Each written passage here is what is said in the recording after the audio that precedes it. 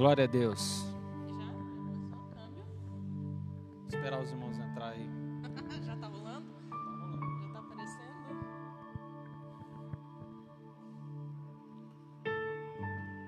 Hã? Tá dando certo aí? Os irmãos estão entrando já? Pai do Senhor, irmãos.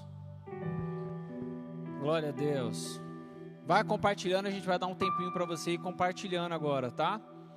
Quero que você compartilhe aí tanto no Facebook, na página do Face, e no Instagram. Eu quero que você convide mais pessoas.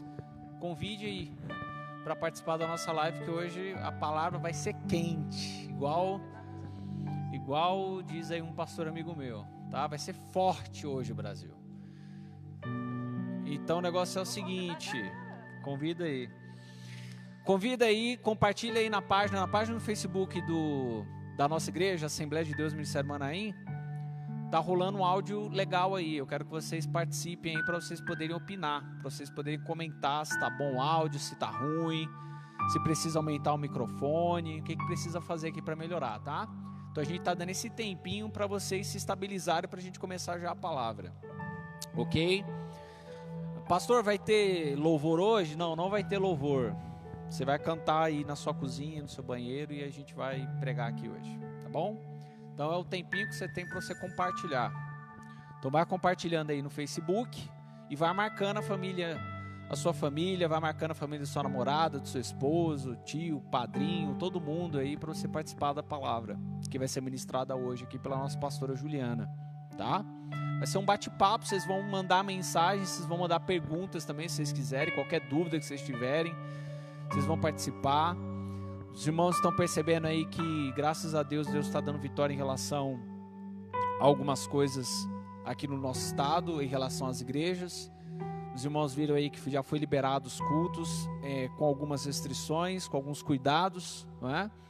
Tanto os nossos irmãos aí de Goianira, como aqui de Senador Canedo, nós podemos fazer 2 cultos por semana, mas são muitas restrições. Então, o nosso pastor presidente, o pastor José Luiz, ele vai começar a ver aí o que é cabível colocar, o que é cabível tirar, o que dá para ser feito, para a gente poder voltar já aí o mais rápido possível, tá?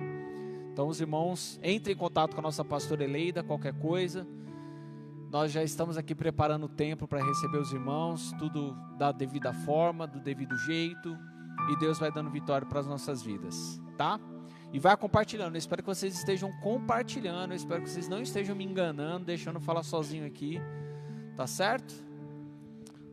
Tá tudo certo aí, pastor? Presbítero, tá tudo certo? Então, o áudio tá legal? Irmãos, o áudio, vocês vão comentando aí, eu quero que vocês façam perguntas, tanto pelo Facebook como pelo Instagram, tá? Instagram é isso aí, a live do jeito que vocês sempre viram. Agora o Facebook é que tá tendo novidade, beleza? Eu preciso que os irmãos aí participem e estejam conosco, tá? Como é que você tá, pastor Juliana? Graças e paz. Pai Senhor, amor e Pai Senhor, irmãos, como vocês estão? É bom estar aqui, super novidade para mim, tá? Esse negócio de live, essas modernidades, isso é coisa só pro pastor André e pro Agno nos bastidores, quem não conhece, tá? E tô feliz, mesmo à distância, a gente fica à distância só no físico, né? A igreja não para, a igreja somos nós, em casa ou no templo, aqui é só um templo, né? Mesmo em casa, a gente continua intercedendo, continua orando e continua trabalhando. Conseguiu tirar a senhora de casa hoje, né? Que você está enfurnada lá no home office? Pois é, cara, esse negócio de home office, estava comentando com o Jean. Falar nisso, meu amor também está aqui nos bastidores. Mas então, estava comentando com o Jean. Ainda bem que eu vim de sapatilha, porque eu pensei, vai ser igual no home office, a gente fica pronto só da cintura para cima. Não, né? É o corpo inteiro. Ainda bem que eu vim pronta. Corpo, alma e espírito. Irmãos, já compartilharam aí? Tá tudo certo? Como é que tá funcionando aí? Como é que tá indo? Beleza? Eu espero que os irmãos estejam aí participando. Eu espero que os irmãos estejam compartilhando. Tanto pelo Instagram, convidem pessoas, convidem irmãos, convidem todo mundo. E pelo Facebook. Eu quero que vocês convidem também pelo Facebook, principalmente pelo Face. O Facebook tem aí a vantagem da gente poder compartilhar. Então eu quero que você compartilhe aí, tá? Eu vou fazer uma oração e a gente vai entrar na palavra já. E eu acredito que nós vamos aí ser edificados. Amém? Espírito Santo de Deus, muito obrigado, Pai, pela Tua presença, muito obrigado, Pai, pela Tua graça. Nós não estamos aqui perdendo o nosso tempo.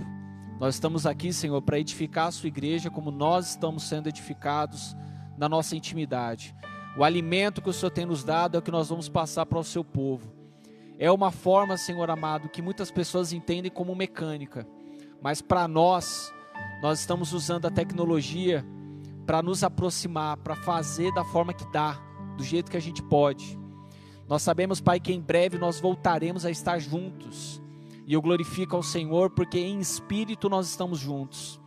Paulo ficou em espírito junto da igreja de Filipos, da igreja de Corinto, da igreja de Tessalônica, da igreja em Colossos. Paulo nunca pisou em algumas igrejas, mas mesmo assim ele se sentia amigo, irmão, íntimo. Então eu te louvo, onde essa palavra for, onde essa ministração alcançar, que a tua presença, a tua glória venha junto. Em nome do Senhor Jesus, em nome de Jesus. Amém. Amém, irmãos? Tá tendo comentário aí, alguma coisa aí, pastor? Como é que tá? Pai do Senhor. Pai Senhor, queridos. Qualquer coisa que você quiser deixar aí no Instagram ou no Face, pode deixar, que aí a gente consegue acompanhar aí os comentários, enfim. Acho que o meu não está carregando. Onde a senhora quiser colocar aí, tanto no Insta como no Face. Beleza? O áudio tá perfeito, tá legal, irmão, vocês têm que... Tá tudo certo? Beleza. Conseguiu conectar aí? O meu não vai não, mas... Irmãos, vamos lá. Compartilhando aí, tanto no Face como no Insta, vamos convidando aí, tá bom?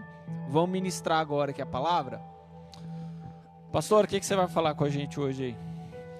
Pois é, quando o pastor André me convidou, ele falou, escolhe um tema. E eu gosto muito de falar sobre o fruto do Espírito. Gosto demais, demais. Então vamos abrir, só para a gente iniciar. Abram em Gálatas, capítulo 5, versículo 22.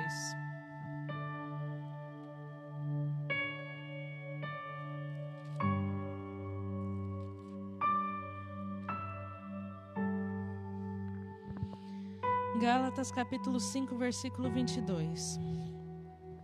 Diz assim a palavra do Senhor. Mas o fruto do Espírito é amor, alegria, paz, longanimidade, benignidade, bondade, fidelidade, mansidão, domínio próprio. Contra essas coisas não há lei. Eu acho muito interessante que a palavra do Senhor ela vem falando sobre as obras da carne e o fruto do Espírito, né? Então eu tô achando o máximo esse negócio de live só nós dois no microfone. Mas as obras da carne, tanto quando a gente observa as obras da carne, vê que é uma atitude humana. É algo que o ser humano ele é capaz de fazer. Perdão. E sem nenhuma dificuldade. Quando a gente observa aquela lista, e que infelizmente é uma lista que não tem fim, porque Paulo vem falando, e outras coisas semelhantes a essas. Então já assusta você ler a ficha corrida, a lista. Aí quando você chega no final e pensa, acho que contra isso dá pra gente lutar. E ele termina com, e outras semelhantes a essas.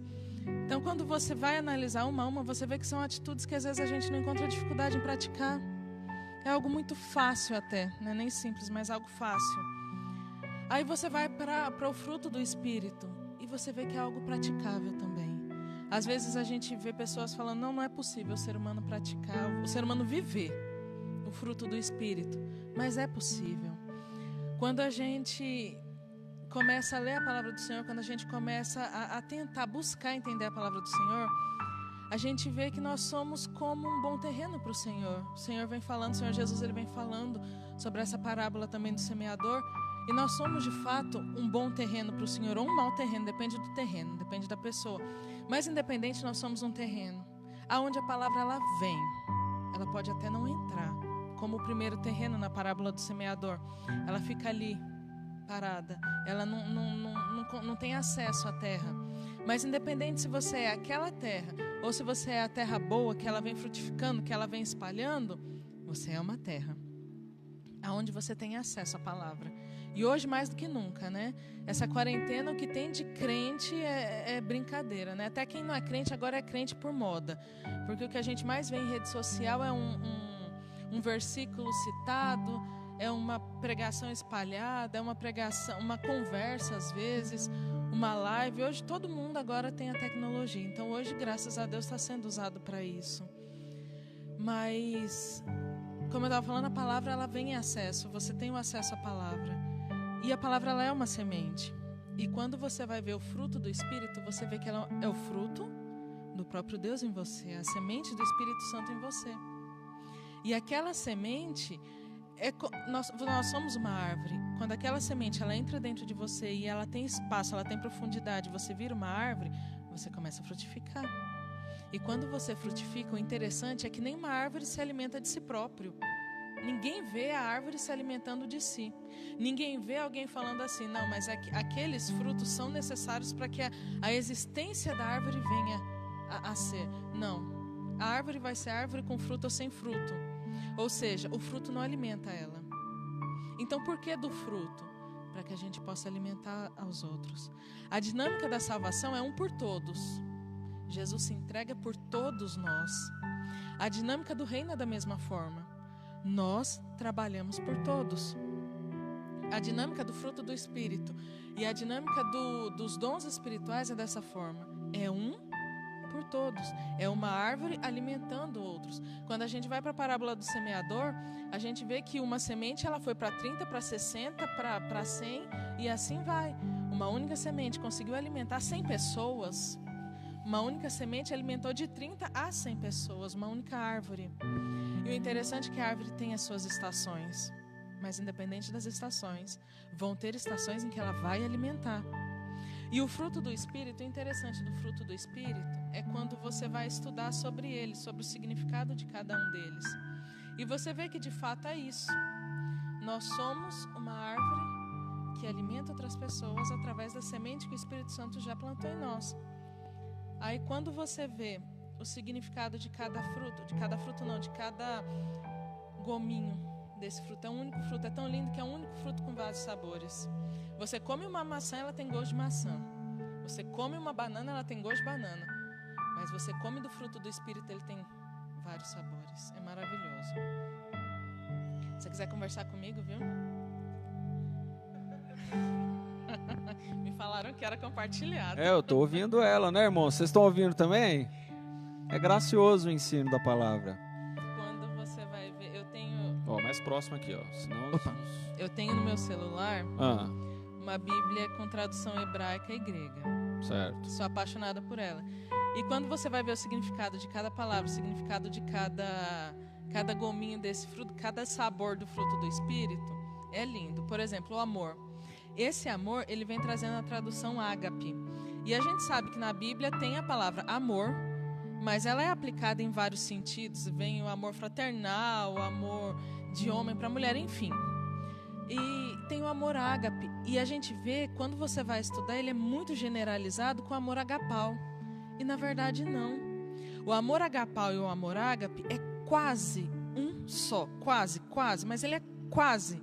A única diferença é que o amor agapau é quando Deus oferece o amor dele por nós. Lá em João, quando vem falando, e Deus ofereceu o seu único filho. Amou o mundo de tal maneira, aquele amor é o agapau. É o amor que só Deus tem. Ninguém mais, você não consegue. Mas, quando a gente vê esse amor sendo aplicado, aí ele se transforma em ágape. Esse amor do Espírito Santo, do fruto do Espírito Santo, é o amor ágape. É o amor de Deus transformado dentro do ser humano. O ser humano ele jamais vai amar como Deus ama. Nem amor de filho. E olha que a gente ama filho pra caramba. A gente é capaz de entregar a vida pelo filho. Mas não é igual ao amor que Deus tem por nós. Ele talvez seja semelhante, mas não é igual. E esse amor ágape é quando Deus, é a semente de Deus, é o amor agapau sendo plantado dentro de nós. E quando ele vai externar, aí ele vira amor ágape. É tanto que a tradução dele, virou aqui.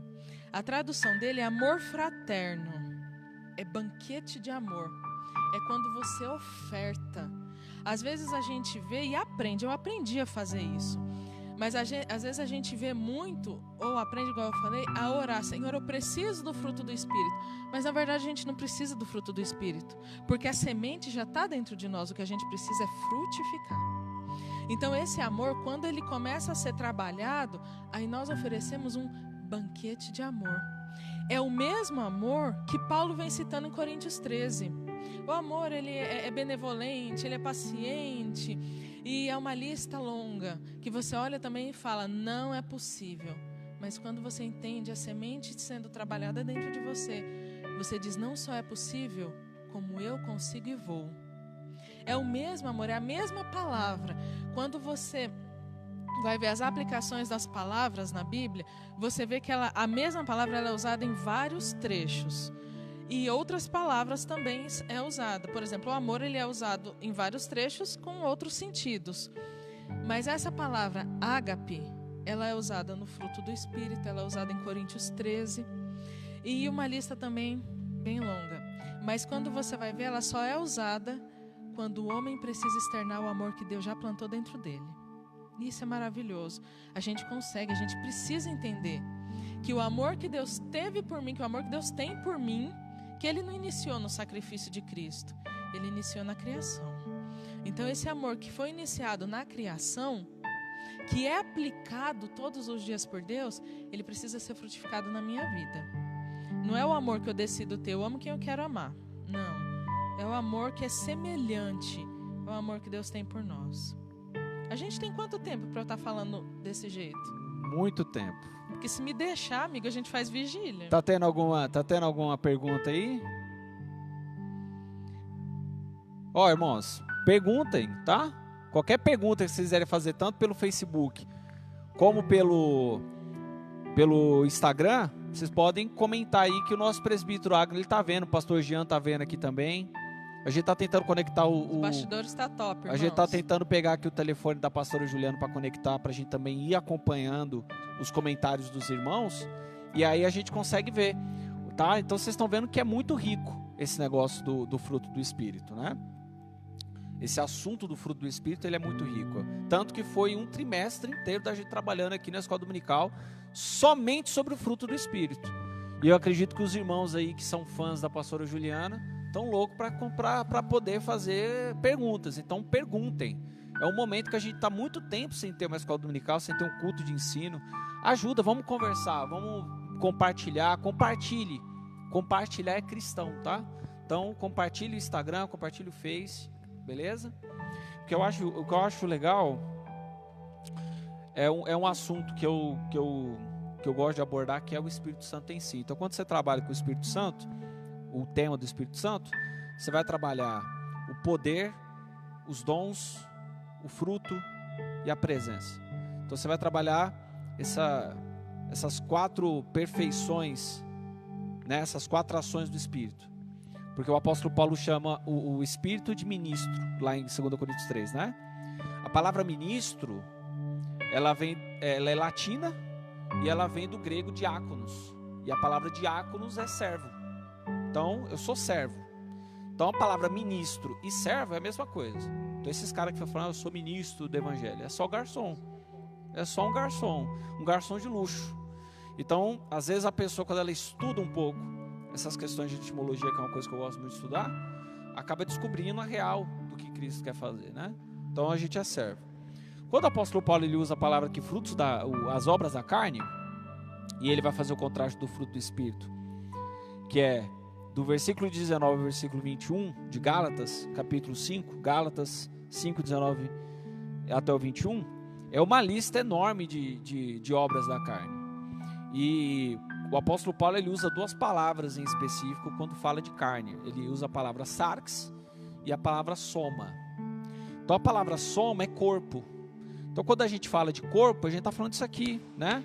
Corpo, mão, dedo, né? Dedo, unha, cutículas, cabeça, ombro, joelho e pé. Então a gente está falando de soma. Ele usa essa mesma palavra, por exemplo, ela está rindo, ela não consegue ouvir uma piada e ficar na dela. 1 Coríntios 12, quando o apóstolo Paulo vai falar do corpo de Cristo, ele usa a mesma palavra, soma. Então ele está falando disso, templo do Espírito Santo, soma.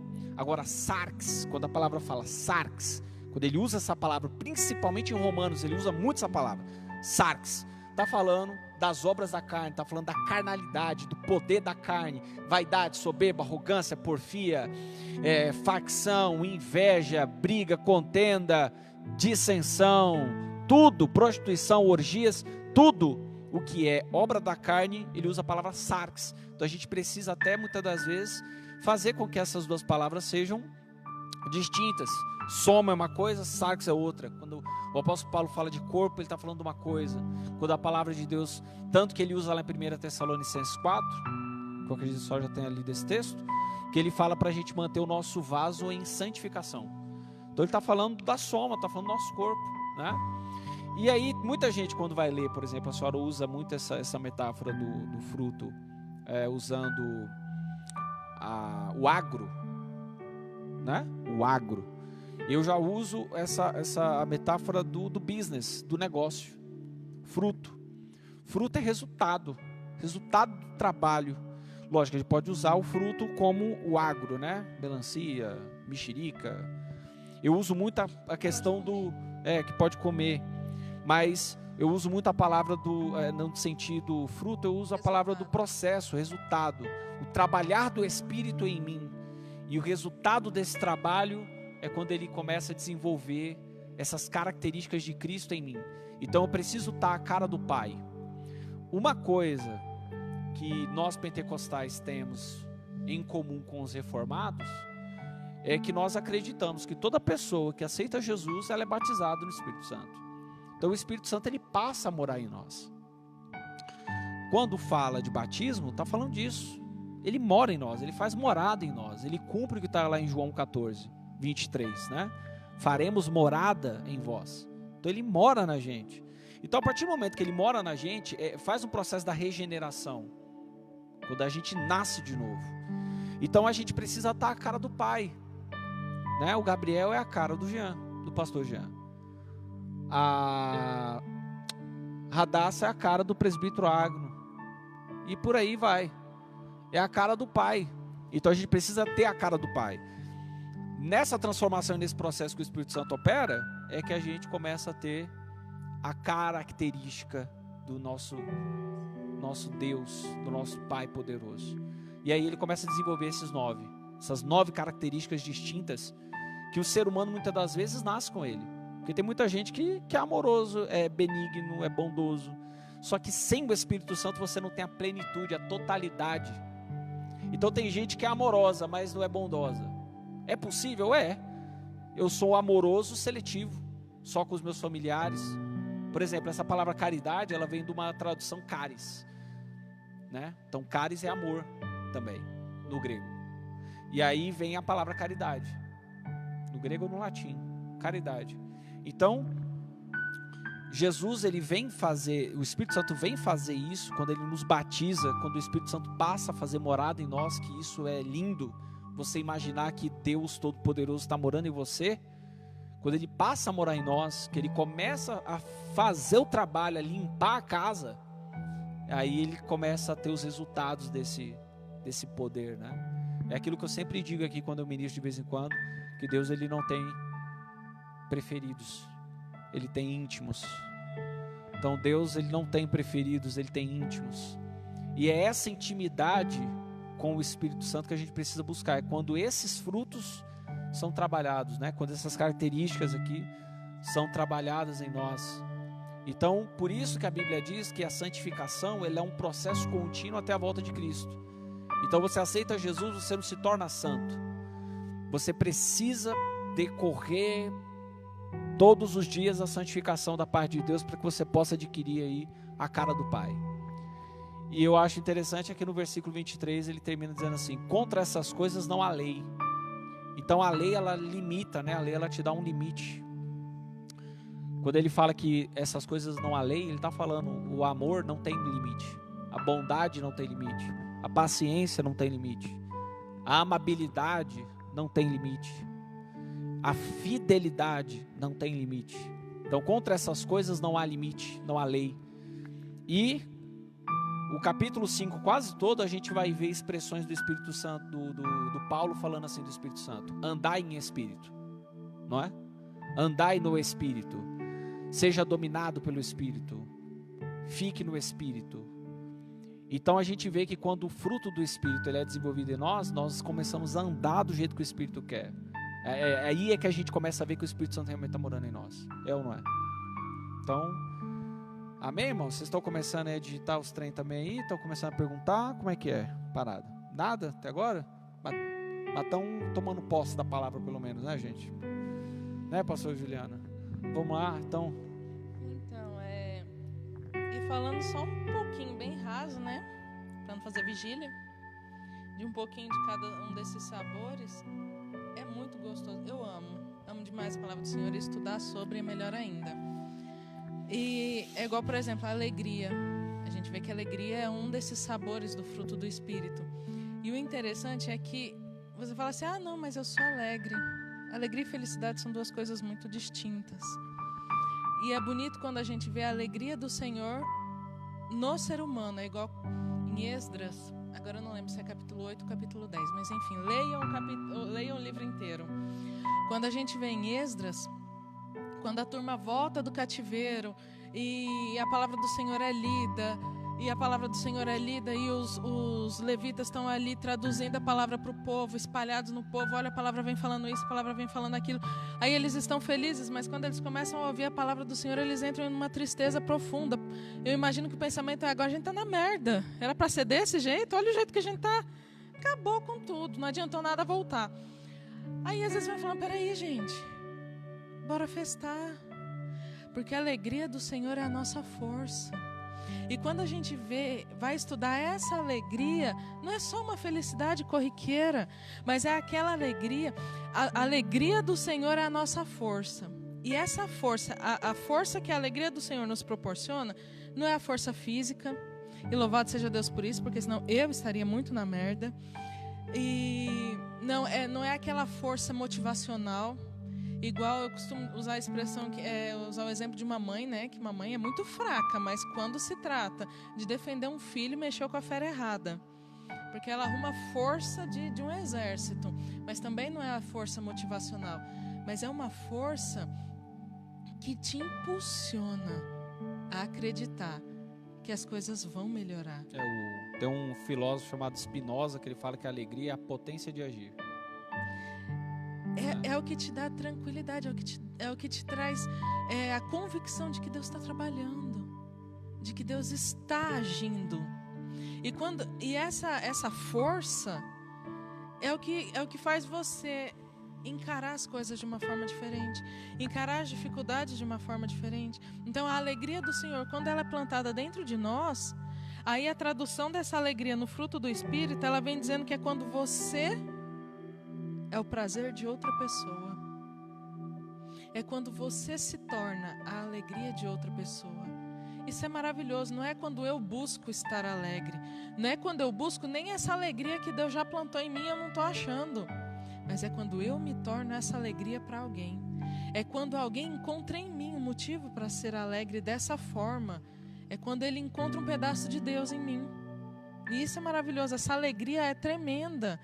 É igual eu falei, não é uma felicidade, não é hoje eu estou bem, hoje eu não estou bem, não. A alegria ela ainda vai ser essa mesma alegria nos dias ruins. Porque Jesus disse, no mundo tereis aflições, e quem é que está passando por aflição rindo? Não tem quem. E se tiver, pode ver que está com problema. E é mental. Mas essa alegria, ela te traz essa convicção. E, como eu falei, falando bem rasinho dos demais, é igual a paz. Essa paz do fruto do Espírito, ela não é ela não é só a paz em meio à guerra. Você tem que estar com um preparo emocional e espiritual muito forte para você estar em paz em meio à guerra. Isso é muito forte. Mas é possível, não só é possível, como é maravilhoso desfrutar da paz em plena guerra. Antes não houvessem guerras. E eu nem falo de guerras externas, mas das guerras internas. E às vezes não é nem só a guerra interna que a gente tem constantemente, a guerra que a gente tem com a gente, mas a guerra no cotidiano mesmo. E guerras às vezes que até a gente provoca. Sendo bem real, sendo bem realista, às vezes tem guerra que a gente que provoca. Mas essa paz eu acho lindo que dentre as muitas expressões dessa paz, uma fala assim: segurança. Essa paz ela vem trazendo a tradução de segurança, seguridade, prosperidade, felicidade, pois paz e harmonia fazem e mantêm as coisas seguras e prósperas. Gente, como é que a paz pode manter e fazer e manter as coisas serem prósperas e seguras? É porque uma pessoa desesperada, ela não traz segurança nem para si nem para o próximo. Uma pessoa desesperada, ela não raciocina, ela não pensa, ela não reflete sobre a situação, ela age não é nem com a cabeça, ela age com as emoções. Então, uma pessoa desprovida dessa paz, que só o Espírito Santo traz, aquela paz que Cristo falou, olha, o Consolador, ele vai trazer uma paz que o mundo não conhece. Eu vos deixo a paz. Paz dentro de casa, paz no ministério, paz no casamento. É paz dentro de si. Você percebe que quando você está em paz, você reflete melhor sobre os problemas que poderiam te tirar a paz. Nada te desestabiliza. Não, muito pelo contrário. Você encontra a solução onde claramente para ninguém tinha solução.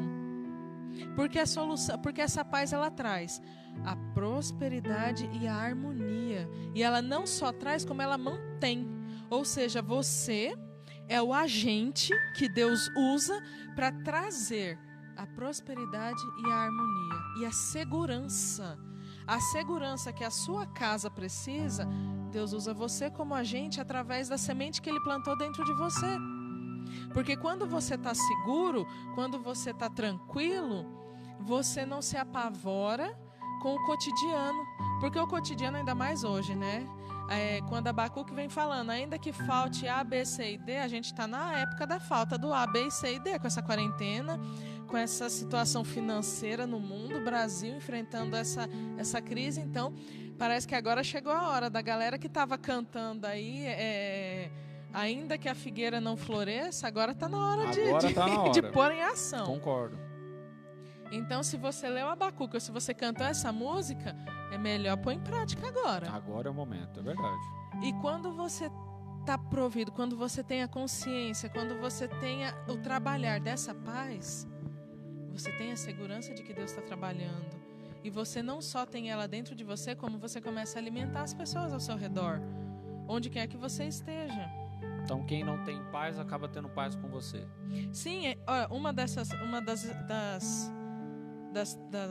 explicações para essa palavra paz é a ausência da devastação.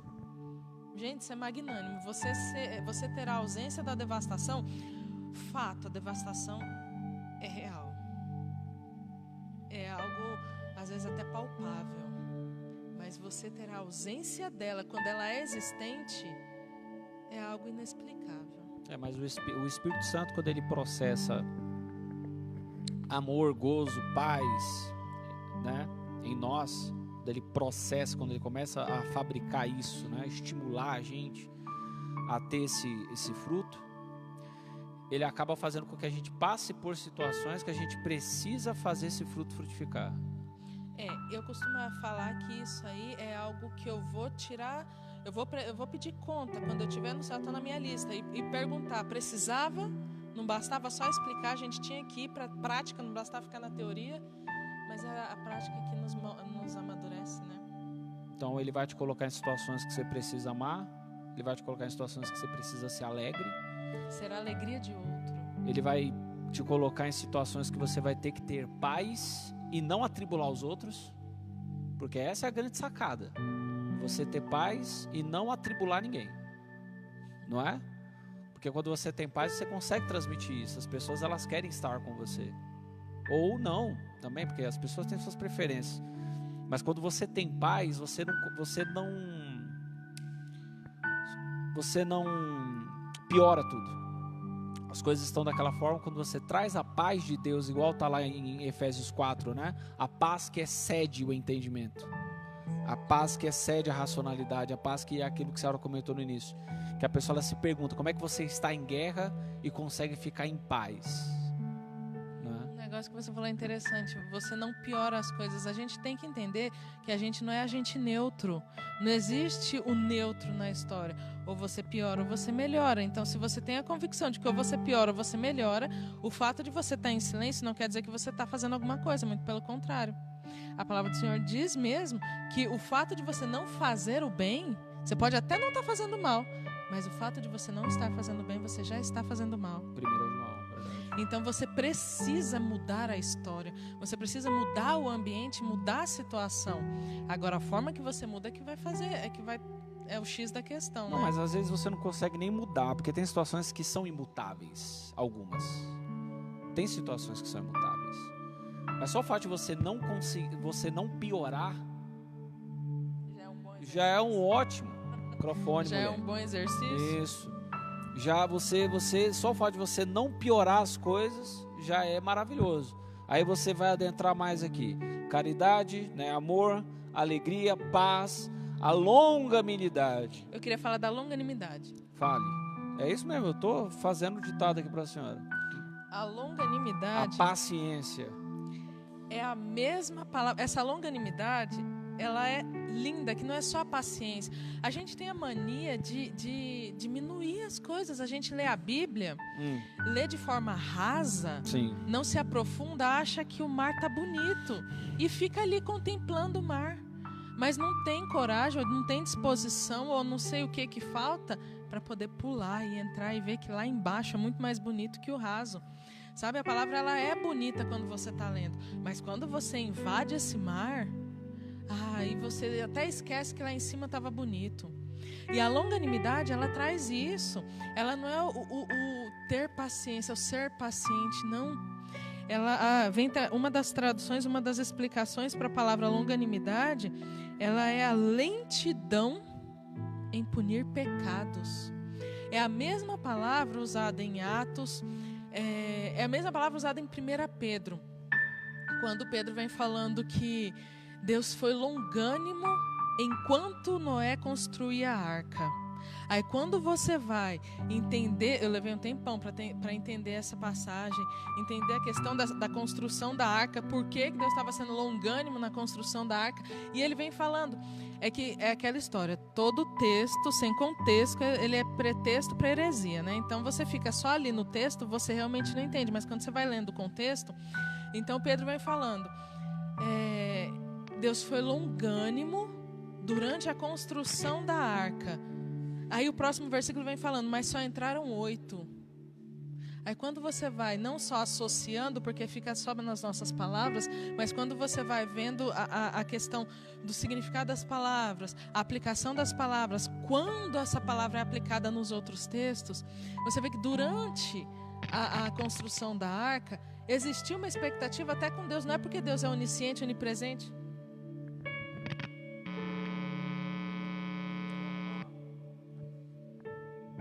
Continuar, pastor.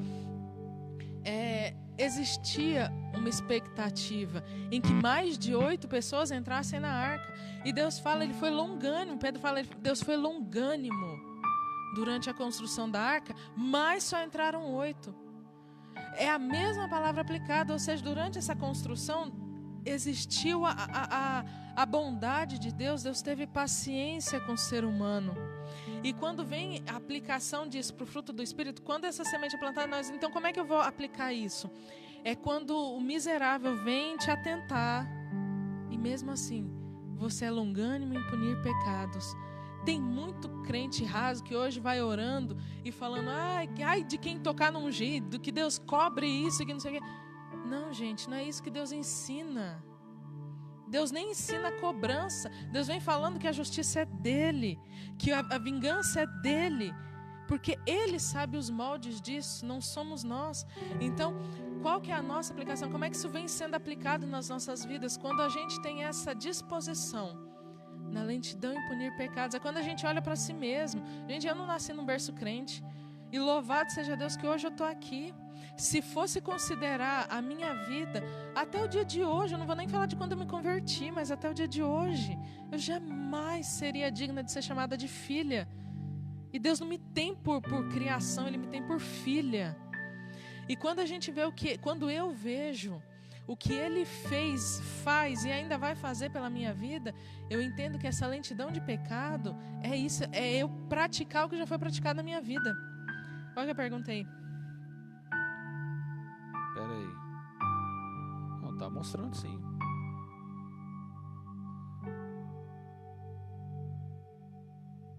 Beleza. Só para a gente ficar retido um pouco nessa questão da paciência. A psicologia ela fala que a gente tem 4 temperamentos, né? Deus ele distribuiu esses 4 temperamentos aí Ele distribuiu esses 4 temperamentos para os seres humanos. Esses temperamentos eles não são mudados, eles são controlados, porque faz parte da sua essência. São microfones. São administrados. Então você vai fazer com que esses temperamentos sejam ali administrados, temperados, né? Então você vai ter o colérico, você vai ter o sanguíneo, você vai ter o fleumático, você vai ter o melancólico. Se a senhora for pegar a paciência, o melancólico não é paciente, porque o melancólico ele tem ansiedade. É um chato. Porque as pessoas elas acham que paciência é só para quem fica bravo, mas a paciência também é para quem está ansioso, para quem é ansioso, certo? Você não pode ser movido por isso. Se você for pegar o fleumático podemos dizer que é o que mais se aproxima daquilo que a gente chama de paciente, né? Só que ao mesmo tempo que ele é paciente, ele não é tão ativo quanto deveria ser. Se você for pegar o sanguíneo ele vai ter momentos que não vai ter paciência e vai ter. E se você for pegar o colérico, vai ser o pior, né? O colérico é o que não tem paciência de nada mesmo. Pode deixar aí. Isso. E aí a gente tem um temperamento, e aí as pessoas elas falam assim, tem irmãos, né? Tem irmãos que estão nos assistindo agora. Nasci assim, vou morrer assim. Pessoas que estão nos vendo agora aqui nesse momento, que elas dizem isso, né? Eu sou assim, eu vou ficar assim e me conhecer, principalmente casado, né? Quando você me conheceu, quando você casou comigo, eu já era assim. Eu era assim, seu infeliz. Agora você vai ter que me aguentar desse jeito. Não tá aguentando, pede leite, pede arrego e vai embora. E aí você vai ver que o fruto do Espírito ele vem justamente para transformar essa ideia, né? Sabe o que é interessante? É que esses quatro moldes do ser humano, né? Esses 4 modelos, essas 4 classificações do ser humano, todas elas podem e devem ser moldadas segundo a palavra. Não é porque você é uma pessoa explosiva, uma pessoa colérica, né? Uma pessoa que você não pode ser moldado pelo Espírito Santo. Para ser paciente. Exatamente. E quando aplicar isso. Porque, gente, não é porque eu entendi e eu busco a aplicação disso, eu exercito isso na minha vida todos os dias através de oração e através das situações que graciosamente o Senhor me proporciona, que não vai ter momentos em que eu vou querer chutar o balde ou então de fato eu vou chutar o balde na cara de alguém. Ou que eu vou aceitar tudo que fizerem. De forma alguma. Eu nem preciso nem devo aceitar. Porque as pessoas elas têm coisa. Isso é bom só ter falado, porque as pessoas elas têm esse tipo de concepção. Ou então crente é besta, né? Tem que aceitar toda essa situação. Ué, mas você não é crente? Uma vez eu respondi isso pra menina. A menina me encheu o saco e falou assim: mas você não pode reagir assim, você é pastor. Eu falei: é porque eu sou pastor que você não vai apanhar. Então, a gente precisa entender o que é o molde do Senhor, o que é a limitação do ser humano e como aplicar tudo isso. Não é um toque de mágica e também não é um molde de 100%. A missionária Helena, ela fez uma pergunta muito interessante nessa questão aí da paciência. Ela perguntou assim: se eu estiver em silêncio, mas estiver em oração, eu estou sendo neutra? O que eu entendi? Foi isso mesmo? Pega aí. Se eu estiver em silêncio e em oração, eu estou sendo neutra? Aqui. Se eu estiver em silêncio, mas estando em oração, ainda estou neutra? Tá, deixa eu ver se eu entendi. Eu vou tentar responder da forma que eu entendi. Mãe, se não for, você pergunta de novo. Eu acho que o neutro que ela está querendo dizer... não reagir em determinada situação. O neutro é você tá ali, né? Morno. Não, eu acredito que seja mais ou menos assim. Por mais que a gente tenha explicado a situação de que ou é luz ou é trevas, não tem, ou a luz está acesa ou ela está apagada. A luz não existe como é que a luz, qual que é o meio caminho da luz? Meio não tem. termo, né? Não tem, eu acho que não tem nem explicação para isso. Mas existem momentos em que ainda a luz está apagada, você está ativo, mas existem os momentos do silêncio. A gente precisa saber até identificá-los. É claro que eu continuo na convicção de que você precisa mudar um ambiente, a sua presença precisa mudar o ambiente. Mas não é eu gritando para os quatro ventos quem eu sou e o que eu faço ou o que Deus faz. Não, não é isso. Existem momentos e existem momentos. A palavra do Senhor vem falando que existe um tempo para todas as coisas. Eclesiastes 3 vem falando. Existe um tempo para todas as coisas. Existe o tempo de cantar, existe o tempo de silenciar. Então vai ter um momento em que eu vou entrar para a guerra com tudo que eu tenho, mas vai ter um momento que eu tenho que recuar e esperar. Sim. Vai ter um momento em que eu tenho que dar minha opinião de forma expressiva, mas vai ter um momento que eu preciso me calar. Vai ter um momento que eu vou ter que esperar a poeira baixar. Eclesiastes 3, né? Então, até você identificar isso, existe a necessidade da oração contínua, da intimidade com Deus, do secreto com Deus. Você precisa manter o seu secreto com Deus. O que é o secreto com Deus? É a intimidade que só você e Deus têm. É quando você rasga, é quando você se apresenta para Deus. Deus te conhece? Conhece. Mas existe um momento que você precisa se apresentar para Ele.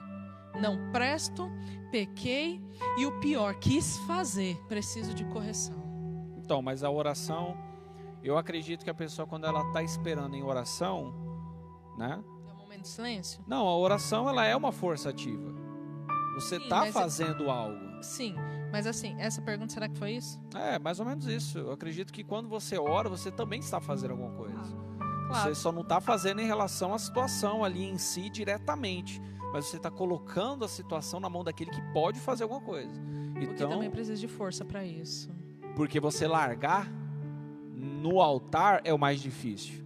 Você fazer com as suas mãos é fácil. Agora, você largar no altar e deixar Deus fazer quando Ele quer, é muita fé. Então, a oração, muito mais difícil. eu acredito, missionária Helena, que a oração ela é uma força ativa, é uma força poderosa que Deus nos deu, uma arma poderosa que Deus nos deu, né? Quem inventou esse negócio de oração foi Deus.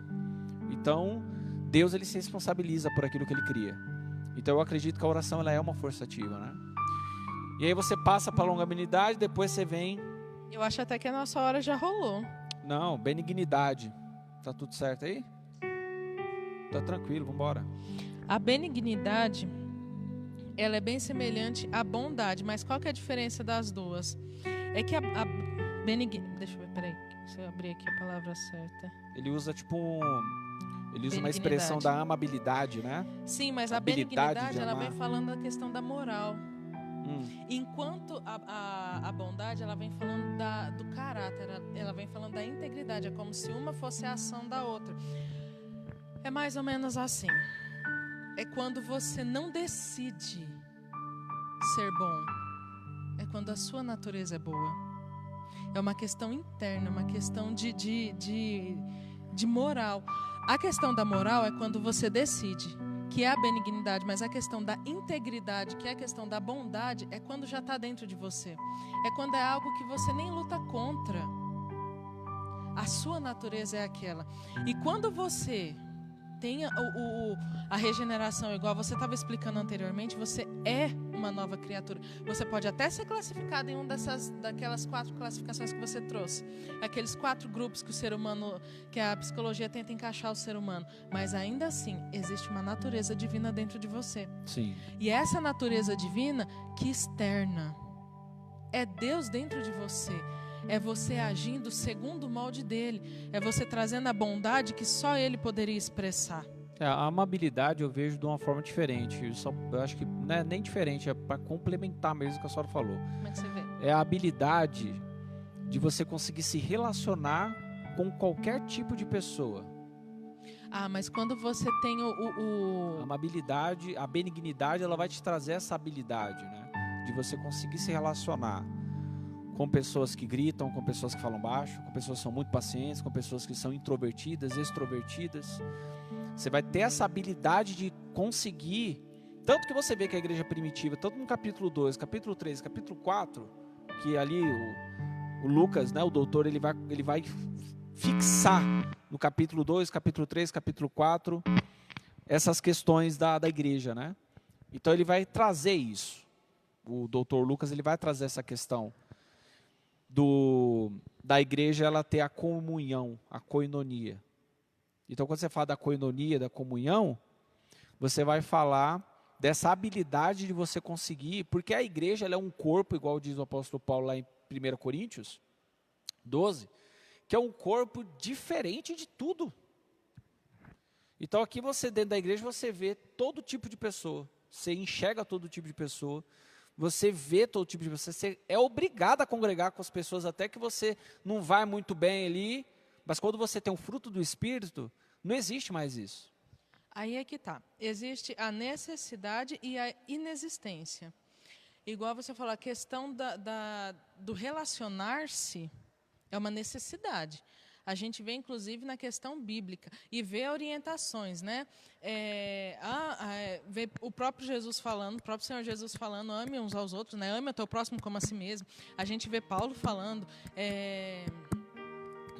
o forte suporte o fraco, as suas debilidades. Então, a gente vê a necessidade, a orientação de que realmente não só conviva, como suporte, né? Conviver, eu acho que é menos difícil do que suportar. Quando a gente vê Paulo falando sobre suportar, a gente já vê que tem uns camaradas que precisam de mais do que um exercício para estar ali do lado, né? Precisa de uma determinação. Mas a questão do fruto, ele passa da necessidade. Ele passa do eu preciso fazer isso. Ele já chega no nível onde você fala, é simples para mim fazer. O não fazer é que hoje para mim seria difícil. É igual você. Você não nasceu num berço crente igual a mim. Existem coisas que a gente fazia quando não era cristão que hoje já não tem qualquer motivo, nós não vemos razão para praticar. E eram coisas que para nós era tão normal, era tão simples. Hoje para a gente não é um exercício não praticar. É algo que não faz sentido praticar, é simples assim. É como a questão dessa bondade, da benignidade. É algo que não faz sentido não ter. A questão do social, eu acho que é muito mais do que isso, porque o social é uma necessidade. Mas a questão do fruto do Espírito é mais do que isso. É viver. É simples assim. Mas é porque o fruto do Espírito ele vai te capacitar não só a viver na igreja, comunidade, mas como na sociedade onde qual você está ali introjetado. Então é por isso que a amabilidade ela vai te trazer essa capacidade de você conseguir se relacionar, mas não se relacionar no sentido de suportar, gostar ou não gostar de alguém, mas no sentido de você se relacionar com as pessoas e você não contrair barreiras com ninguém. Sim. Então, a benignidade ela é uma característica muito forte, muito importante no sentido do corpo. No sentido do corpo. Então, se você quiser manter um corpo de Cristo unido, a benignidade ela é essencial.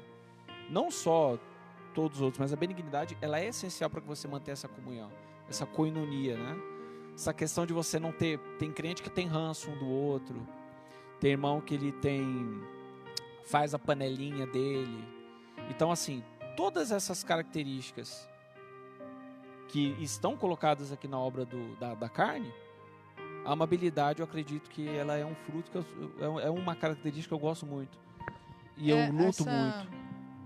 Essa questão, quando você vai associar um outro, você vê que quando você está exercitando essa amabilidade, essa benignidade, essa bondade, você, dentro das obras da carne, você não tem ira, você não tem as contendas, as facções, você não tem as discórdias. Então, assim, são coisas, igual eu falei no início, coisas simples que sem dificuldade você pratica. É algo muito simples. Mas quando o fruto do Espírito está sendo exercitado, porque não é assim, é um exercício diário. Sim. Aí você se afasta dessas situações. É uma coisa que tem que ser quebrada, porque, por exemplo, você é pastora, você não pode fazer tal coisa. Você é semi-santo. Você entendeu? Então, assim, às vezes as pessoas elas colocam um encargo em cima dos obreiros, das obreiras, dos pastores, das pastoras, que é injusto. Porque elas cobram dos obreiros o que elas não cobram delas mesmas. Então é complicado, e é bom deixar isso aí, é bom a senhora ter frisado isso. É bom deixar isso explícito, porque todo ser humano precisa do fruto do Espírito. Então, se todo mundo, ser humano, precisa do fruto do Espírito, é porque é carne, é porque precisa ser transformado também. E seria fácil da gente aceitar essa situação essa imposição de perfeição que é aplicada dentro das lideranças, se o véu não tivesse sido rasgado. Ih, 6 minutos já, ó, o Instagram. Acabamos? Falta 6 minutos. Então tá, vou falar em 1 minuto só para concluir a frase. Seria fácil a gente aceitar essa imposição, essa cobrança exagerada, se o véu não tivesse sido rasgado. Porque existiam aqueles meios que Deus usava. Tinham os profetas, tinham os sacerdotes, tinham os próprios reis. Então assim, hoje não dá para você pedir para Moisés subir no monte no seu lugar mais. Hoje é cada um por si. Então, hoje eu luto pela minha santidade, eu exercito o fruto dentro da minha vida. Sim. E você pode até me cobrar, mas na hora da cobrança, Deus vai cobrar de mim e de você do mesmo jeito. Se você for seguir essa premissa, a quem muito é dado, muito é cobrado. Então, lógico, que para alguns cargos, ou seja, por exemplo... A cobrança vai ser diferente. A cobrança vai ser maior, vai ser diferente, beleza. E vai ser cobrado uma maturidade dessas pessoas. Sim, também. Mas o próprio apóstolo Paulo, lá em Gálatas 6, ele vai dizer assim, no versículo 1, irmãos, se algum homem chegar a ser surpreendido em alguma ofensa, vós, que sois espirituais, encaminhai o tal com espírito de mansidão, olhando por ti mesmo, para que não sejas também tentado.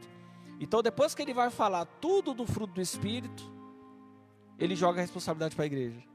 Vós que sois espirituais. É para todo mundo, galera. Vós que sois espirituais. Isso eu achei genial. Porque o apóstolo Paulo, ele dá a lição, ele mostra o que tem que ser feito, e depois ele joga a bola. Então, vós que sois espirituais, se vê alguém errando, trate ele com mansidão. Então, isso é genial. Fidelidade, que muita pessoa traduz como fé, né? Porque está escrito por causa do Algumas fides, traduções vêm, né? Inclusive a explicação em hebraico não, em grego, para fé, para fidelidade também vem aplicando de fé, porque diferente do que a gente vê muitas pregações de fidelidade falando que a fidelidade é a fidelidade que você aplica num todo. Não é. É a fidelidade do homem para com Deus. Sim. E essa fidelidade que você aplica para com Deus envolve a fé, porque você tem fé de que Deus está nesse negócio. A sua fé, ela é aplicada, que ele vem falando aqui, eu acho muito bonito, quer ver? É uma convicção ou crença que diz respeito ao relacionamento do homem com Deus e com as coisas divinas. Geralmente uma ideia inclusa... Peraí, segura aqui, rapidinho. Quantas pessoas estão no Instagram agora? 3. Gente, então a gente vai fazer o seguinte, a gente vai encerrar aqui no Insta e a gente vai continuar aqui no Face, porque o Face não tem limite, né? E falta ainda algumas coisinhas aqui para falar e a gente já termina. Beleza? Porque o Instagram, ele só dá uma limitação de 1 hora para live, seja ela quem for fazer, né? Senão congestiona, arrebenta com o sistema. Então, o Instagram agora aqui da gente, da igreja, tá acabando o tempo.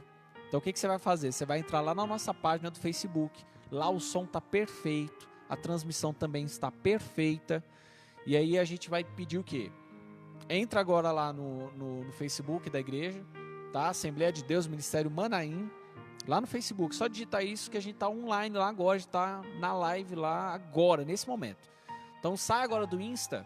Passa lá para o Face que a gente vai terminar a ministração aqui com o pastor Juliano, porque está rica a conversa. E se você está até agora é porque você está gostando. Então, vai lá para o Facebook e aproveita e já faz o compartilhamento lá também, beleza? Aí encerra aí agora aí no Insta. E no Facebook aqui a gente vai continuar, porque ainda faltam alguns quesitos. E o Facebook ele já não dá essa limitação, né? E aí fica mais fácil. Desculpa, pastora, continua aí, vamos lá. Fidelidade, então, Antigo Testamento, Novo Testamento. Essa fidelidade é a fidelidade igual a gente estava conversando, que é o relacionamento do homem para com Deus. É a fidelidade que o homem tem para com Deus. A raiz com Deus. Sim, é literalmente isso, é a raiz. Sim, eu acredito nisso. Então, não é a fidelidade que você sai aplicando. Concordo. Muito pelo contrário. Essa é específica. E, detalhe, quando você é enraizado, boa palavra, quando você é enraizado com Deus nessa fidelidade, você é fiel em tudo. Perfeito. Você é fiel em tudo. Você está entrando num assunto interessante, né, pastor Gé? Não tem... Não é, presbítero Agno? Presbítero Agno é o tesoureiro aqui da nossa igreja. Fidelidade. Fala, vamos lá. Entendi o presbítero Agno. É porque ele também é tesoureiro, irmãos, da igreja. O presbítero Agno é o tesoureiro da igreja, o pastor Jean, ele trabalha muito com essas questões também. E aí a fidelidade, quando a pastora Juliana fala que ele vai trazer em tudo, na amplitude total do crente para com Deus, tá falando de dízimo e oferta, tá falando da adoração, do compromisso com Deus, com propósito, lealdade com Deus, lealdade com o ministério, lealdade com o pastor, lealdade com os obreiros, lealdade com os irmãos. Essa fidelidade, até quando você é fiel a uma pessoa, você está demonstrando ser fiel a Deus também, porque você não está fazendo mal para ninguém, então você está sendo. Mas especificamente, essa fidelidade aqui, igual a senhora falou, é esse relacionamento, essa raiz com Deus. E o que mais que dá para extrair? Da questão da fidelidade, então é isso. É a confiança e o fervor. Olha que bonito. É confiança e fervor santo, nascido da fé. Perfeito. Nascido da fé. Gente, quando nós nos tornamos nova criatura em Deus, quando nós temos um novo nascimento, é tudo novo, e esse novo é tão bonito, é tão brilhoso, é muito lindo, eu não consigo nem explicar. Quão lindo é o despertar de Deus nas nossas vidas, esse novo nascimento.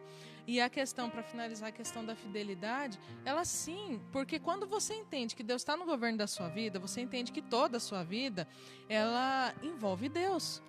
Tudo na sua vida envolve Deus. Todos os campos da sua vida envolve Deus. Então, se você é infiel no seu trabalho, você está sendo infiel para com Deus também. Então, se você está sendo infiel no seu casamento, você está sendo infiel para com Deus também. Embora essa fidelidade não se aplique a essas coisas, quando você é fiel com Deus, você é fiel em todas as outras. É uma conexão. Uma não explica a outra, mas uma envolve a outra. Você pode ser fiel no seu casamento, mas ser infiel no seu trabalho. Você pode ser corrupto no seu trabalho. Perfeito. Então você é um fiel parcial.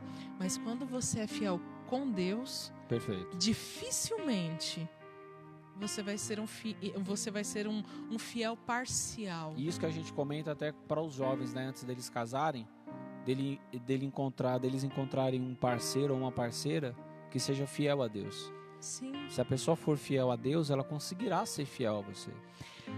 O que você me falou lembrou uma vez que o Jean falou para mim. Há muito tempo atrás, eu ia falar na época da minha não maturidade, mas a gente está em processo de maturidade.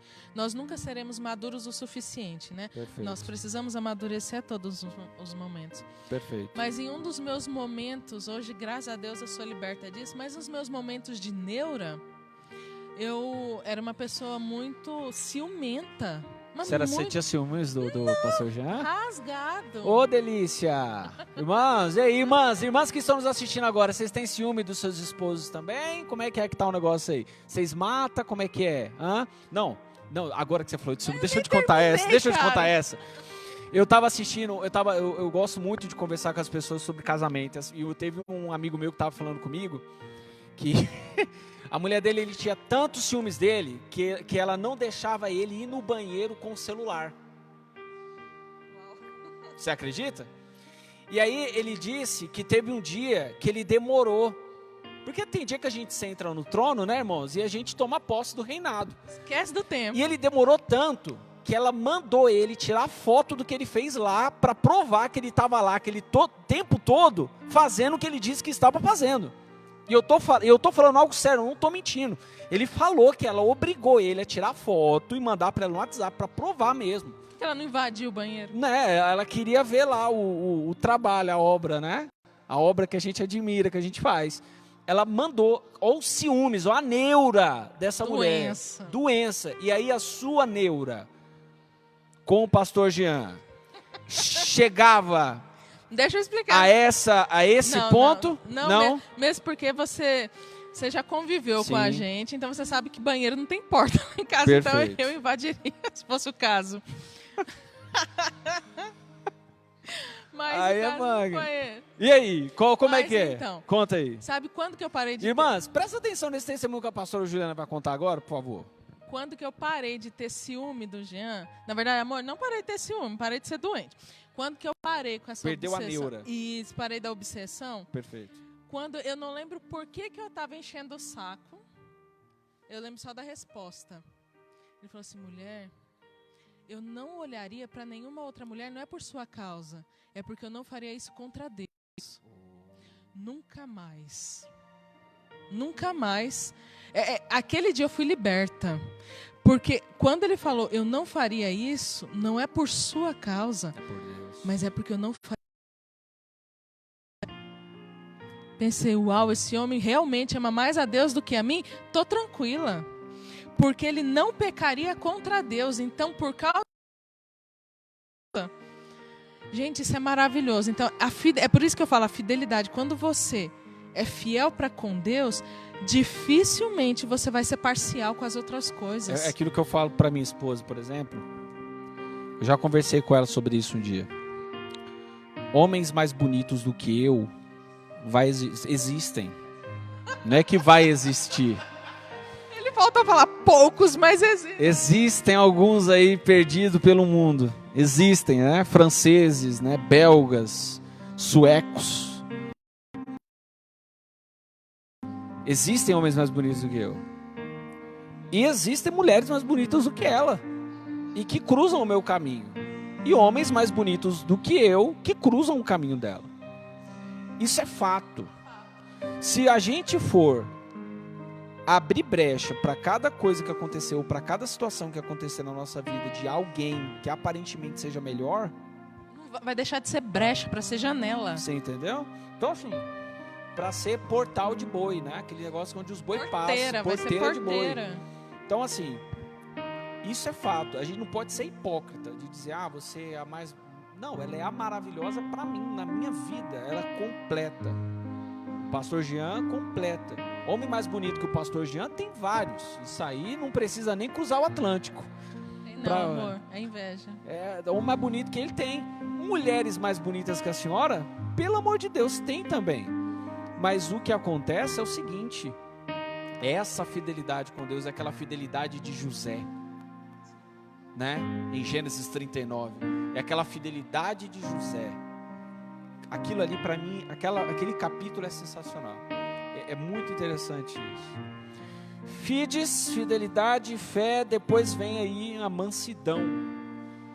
Mansidão, o contraste, ou os dois são diferentes, ou os dois podem ser operados simultaneamente, ou cada um tem uma característica individual.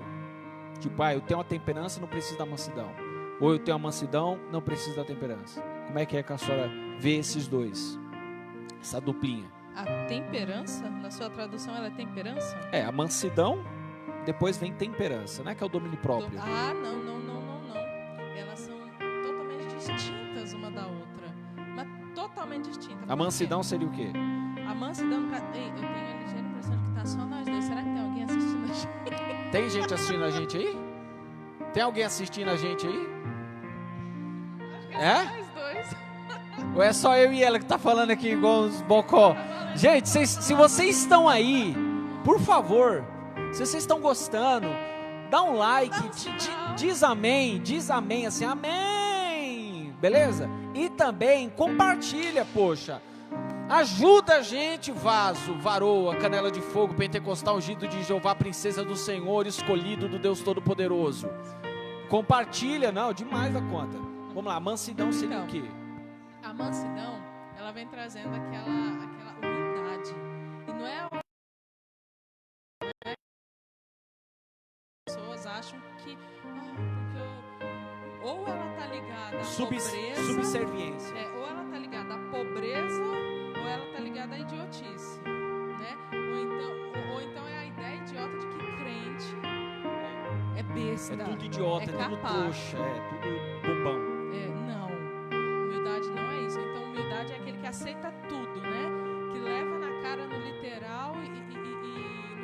motivo e tá tudo bem. Não, Jesus vem falando, eu sou manso. E a gente vê um cara rasgando, arrebentando com a boca do balão, chamando a turma de hipócrita, chamando de víbora, raça de víbora, e derrubando banca no meio da igreja. Então, peraí, que mansidão é essa? Que contraste de mansidão é esse? É porque o nosso dicionário ele é diferente? Não, é porque a nossa ideia ela foi distorcida. A mansidão ela tem a natureza de Cristo, a natureza humilde de Cristo, a natureza de servo, não de como que eu posso dizer, ela vem trazendo a natureza de servo, sim.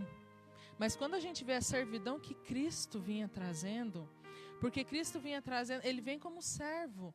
E ele ensina a ser servos, mas ele nos ensina a ser convictos da coisa.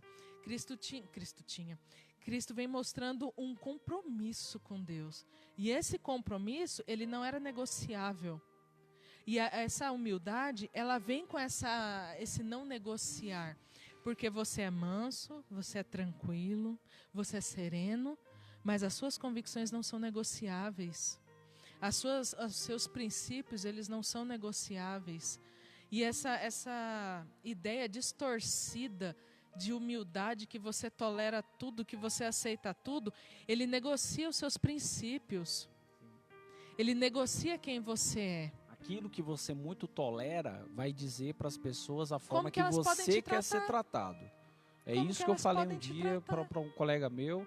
Se você tolerar muita coisa boba, vai chegar uma hora que as pessoas elas vão tratar você como se você fosse um bobão, né? E não. Então chega uma hora que você tem que realmente cortar. Isso eu concordo com a senhora. Tem que dar um limite, isso aí. Tem que ter. Você tem que reagir. Isso não é o oposto da mansidão. Perfeito. Isso é a convicção de quem você é. Então, quando você é uma pessoa... É mais ou menos assim.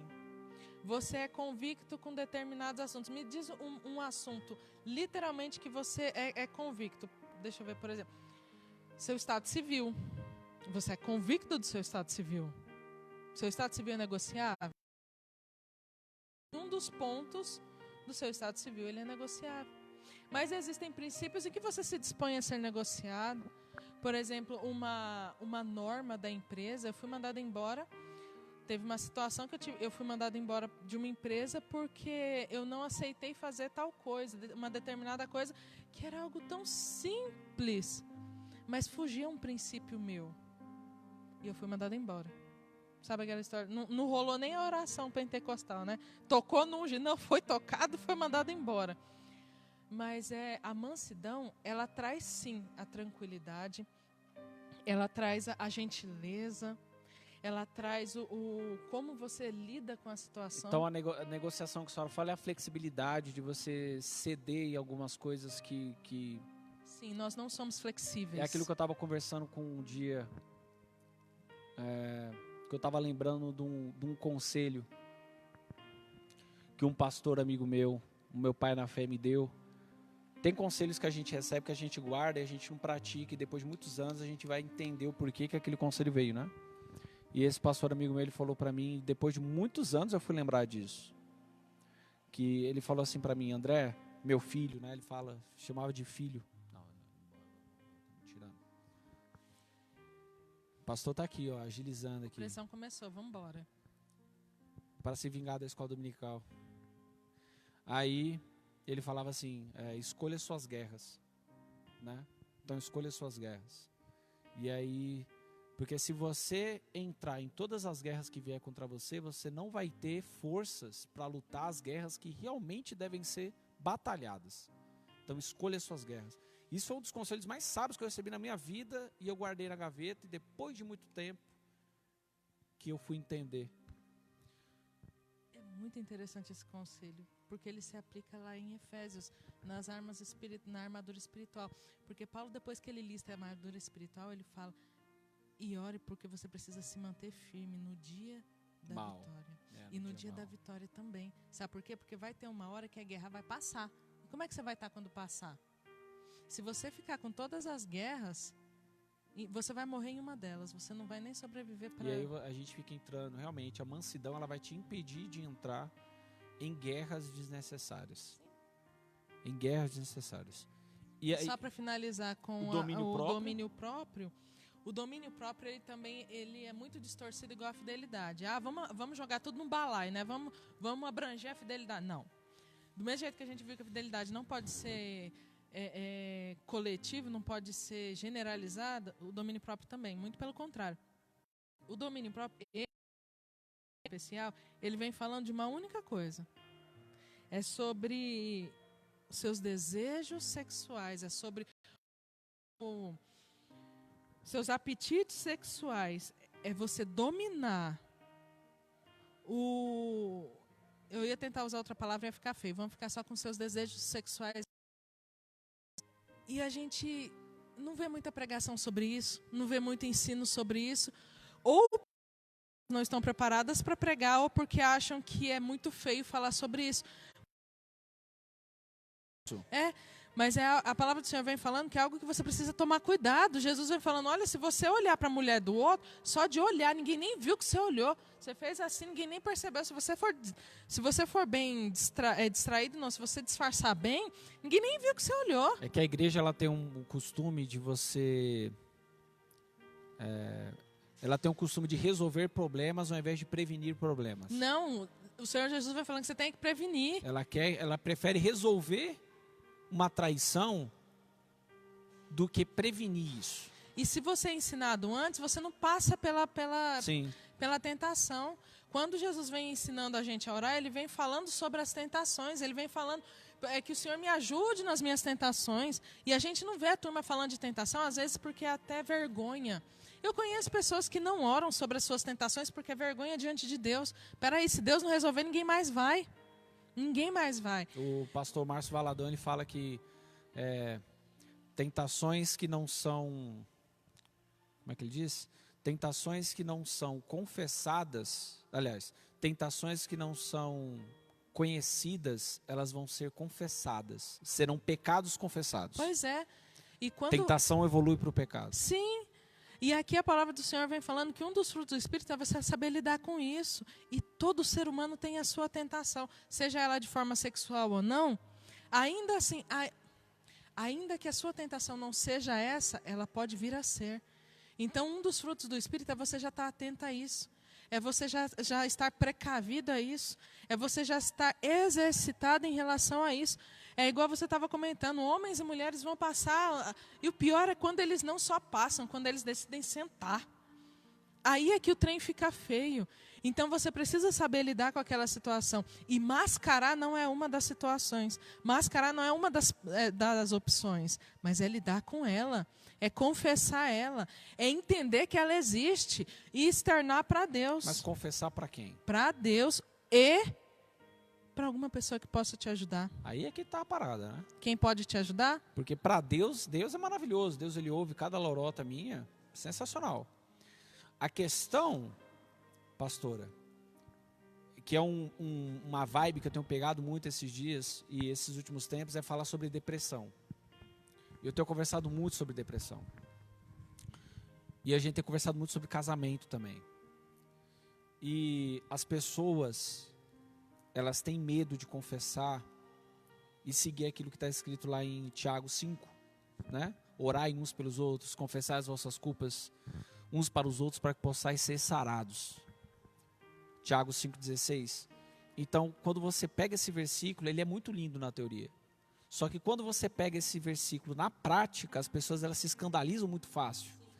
Eles não estão preparados para o nosso dia mau. Com tentações que elas têm. Com tentações que elas têm. E elas se esquecem que obreiros têm, pastores têm. E quantos pastores morreram por suicídio ano passado e esse ano? Por conta da depressão, porque não souberam ou não tiveram com quem confessar, com quem desabafar, com quem falar. Então as pessoas elas não estão preparadas para ouvir. Porque quando você ouve alguém, você está sendo uma lata de lixo. A pessoa está colocando tudo que é ruim dela em você. E se você não tiver uma gestão emocional na sua vida e o Espírito Santo sobre você, automaticamente é muito complicado. Hoje na igreja eu acho que uma das maiores necessidades da igreja é encontrar bons ouvintes. Porque bons oradores a gente tem demais. Bons ouvintes é que está complicado. Tem alguma pergunta aí, alguma coisa que falaram? Não? É o pastor Jean que está falando para dizer não ou é que está escrito aí mesmo? Gostei muito. Eu amei, gente. Vamos lá? Irmãos, eu espero que vocês tenham gostado. O que vocês vão fazer? Vocês vão compartilhar, beleza? Vocês vão compartilhar essa ministração, esse ensino que vocês tiveram aqui.